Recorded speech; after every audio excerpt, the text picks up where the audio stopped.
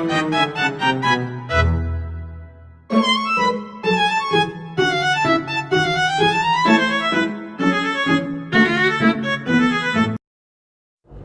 today we are going to talk about solids, liquid and gas and how they transform from one state to another.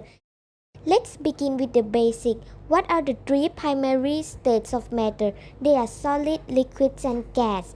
Solid have a definite shape and volume. Their particles are tightly packed together and only vibrate in place. Liquid also have a definite shape of volume, but they take a shape of their container.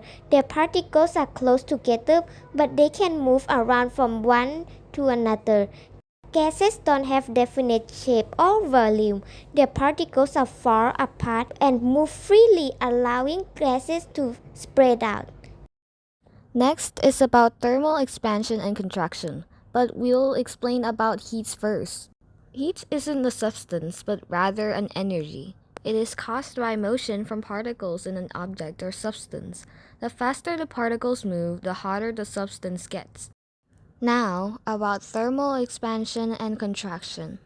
When a substance absorbs heat, the particles vibrate more rigorously due to the increase of kinetic energy, causing them to move further apart from each other, which makes the substance expand. When the substance cools down, the particles do not vibrate as vigorously, which makes them move closer, causing contraction. Examples include railway tracks expanding in hot weather or power lines hanging lower on warm days.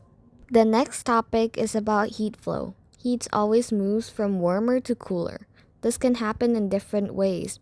1. Conduction. Conduction is when heat transfers through direct contact.